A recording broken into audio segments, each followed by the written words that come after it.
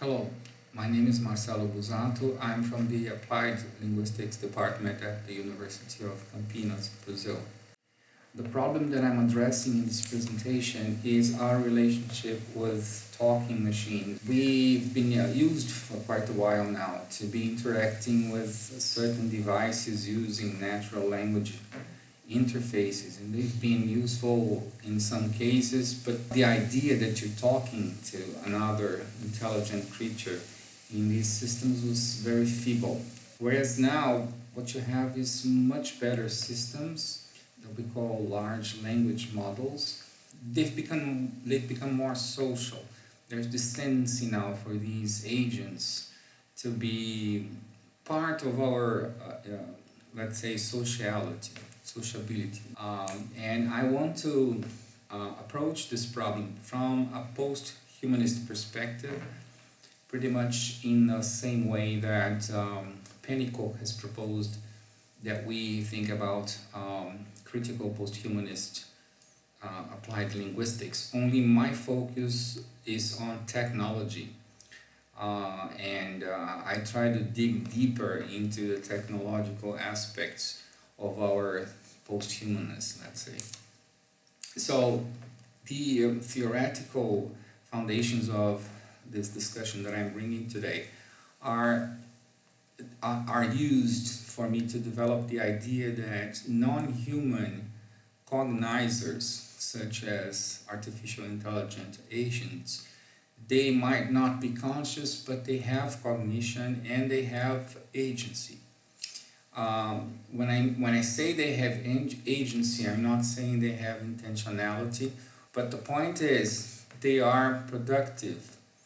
They guide us towards certain goals in our relation to online texts, and now they're also, conquering this position of knowledgeable subjects. So these are the two authors that I use. I'd like to point out to Catherine Hales's idea of a new unconscious for the humanities.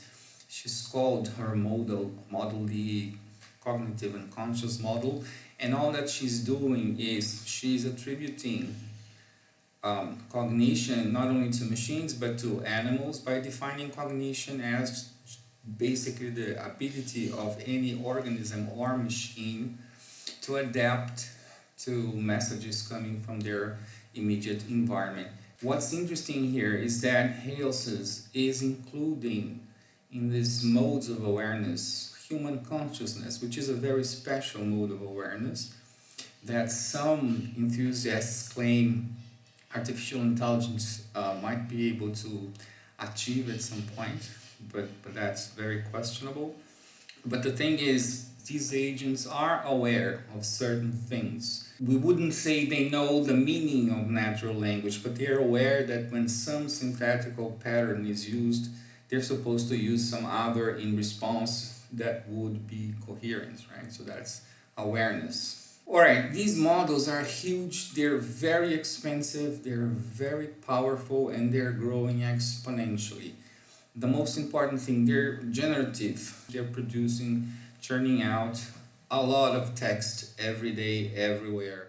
It's very easy for us to, reduce the system to the interface and think of one intelligent being like a brain talking to us. But actually, the idea of a cognitive assemblage, that's pretty accurate to what's happening. So here what you have is an account of where the corpus comes from. They really have this very complex and well taken care of database of text. And where does that text come from? It comes from websites where you've had human editors, human writers, very carefully writing, revising, evaluating texts, translating texts. And there is this extra thing which is called reinforcement learning with human feedback. And that's a nice expression to say that you have thousands, literally thousands of workers in countries such as Kenya, other countries in the south. Their work is basically to spend 8 to 12 hours a day cleaning up the corpus. They eliminate, certain content that's not supposed to be out there for legal reasons, such as disinformation and hallucinations, sexual content and stuff like this. But they're also judging on that output, whether the output that the model is producing sounds natural to a human being. So that's pretty much where consciousness joins in this assemblage of non-conscious cognition of the model. Here's just so you have an idea. You can pause the video. It's a lot of text, but you can pause the video and look. A lot of what these people do could be done by not so knowledgeable people, but people competent in a language. But most of what needs to be done requires reference to the real world, cultural and intercultural competence, sensitivity to language registers, sometimes to language enunciation conditions, such as when do you use a term that's politically correct or incorrect, depends on who's talking to who. So that's, again, consciousness being poured into this model that then, presents itself to us as a chat box that's knowledgeable. And these people make like $2 an hour, and there have been cases of post-traumatic stress because they filter a lot of inappropriate content, violence. They're cleaning up. This is like cleaning out the pollution so we can breathe. Okay, so the point here today is, how do you study that? What's the methodological strategy? And so I start from a model in human-computer interaction in the computer sciences called the semiotic engineering model. This model is interesting because it doesn't focus only on those messages that are exchanged between the system and the user.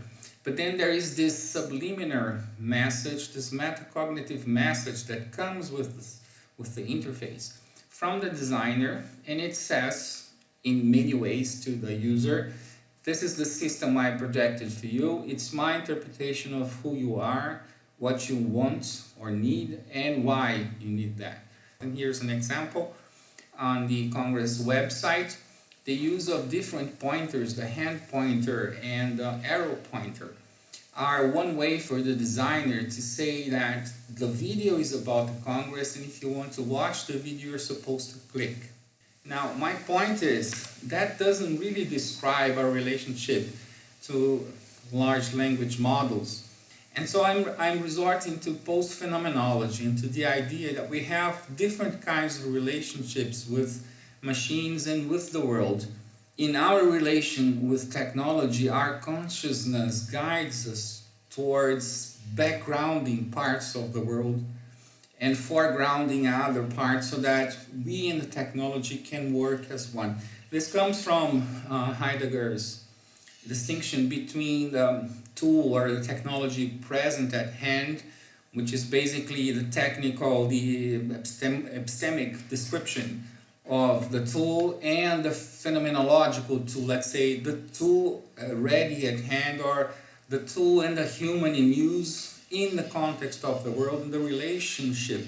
There are several possible human-technology relations, but these are the four that are most relevant to this research. One of them is embodiment, which means technology becomes part of your body. Your consciousness makes technology fade away so you can focus on the task. That's what happens, for instance, when we use good glasses, clean, good, appropriate glasses.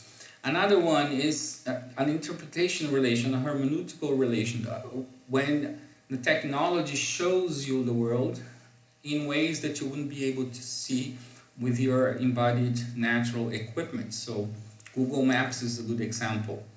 Then you have the authority relation, which is important to us, and that's when you treat the technology as a social partner. But then backgrounding is when really the world and the technology fuse, so that there is no difference between the world and the technology, And then of course, the most obvious example is virtual reality. All right,